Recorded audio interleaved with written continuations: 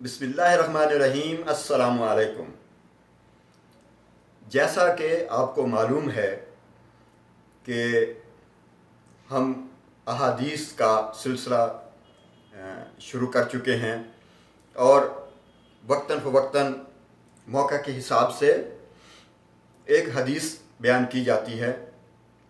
आज भी उसी सिलसिले में मैं आपके सामने एक ऐसी हदीस लेकर आया हूँ कि जिसको सुनकर आप भी उस पर अमल करने की कोशिश करेंगे।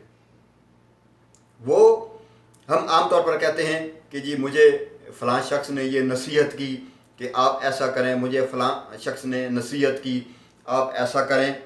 लेकिन यहाँ पे अल्लाह के प्यारे हबीब सल्लल्लाहु अलैहि वसल्लम नसीहत नहीं वसीयत कर रहे हैं। और किसको?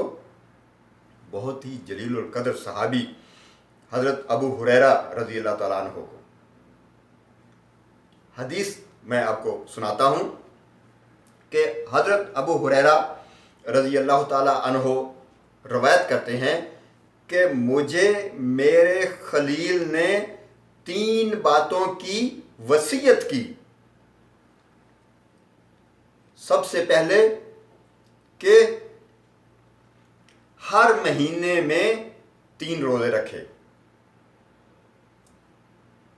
चाश्त की 2 रकात अदा करे और सोने से पहले वितर अदा कर लिया करे। ये बुखारी और मुस्लिम दोनों में हदीस मौजूद है। आप अंदाज़ा लगाइए कि हज़रत अबू हुरैरा रज़ी अल्लाह ताला अन्हु ये कितने शौक़ से बयान कर रहे हैं। और दूसरी हदीस में ये है कि मैं अपनी सारी ज़िंदगी इसको मामूल बना लूँगा और मैं इसको अपनी पूरी ज़िंदगी नहीं छोड़ूंगा।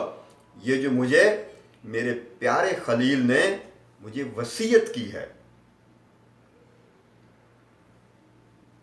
नंबर 1, हर महीने के 3 रोज़े रखना, जिसको अयाम बैज़ के रोज़े भी कहते हैं। 13, 14 और 15 हर महीने की तारीख को अल्लाह के प्यारे हबीब सल्लल्लाहु अलैहि वसल्लम खुद भी रखते थे और उन्होंने इस बात की वसीयत भी की। दूसरा, चाश्त के 2 रकात हैं, ये उन्होंने वसीयत की कि ये नहीं छोड़ने, ये पढ़ने हैं। और तीसरा कि सोने से पहले वितर अदा करने हैं। अब इसमें मामला जो है वो आप पर है कि आप सोने से पहले पढ़ते हैं या अगर आपको इस बात का यकीन है कि आप आखिरी वक्त में तहज्जुद में उठ सकते हैं, फजर की अजान से पहले उठ सकते हैं, उस वक्त आप अदा कर सकते हैं, तो ये मामला आप पर है। लेकिन यहाँ वसीयत ये है कि सोने से पहले अदा करें, इसलिए कि हो सकता है नींद के गलबे की वजह से आप ना जाग सकें और आपके वितर छूट जाएं। इसलिए बेहतर यही है कि सोने से पहले वितर अदा कर लिया जाए। उम्मीद है कि आप इस हदीस को समझ गए होंगे कि इसमें 3 चीज़ों का हुक्म है। आज के लिए इतना ही। तब तक के लिए अस्सलामु अलैकुम वरहमतुल्लाहि वबरकातुहू।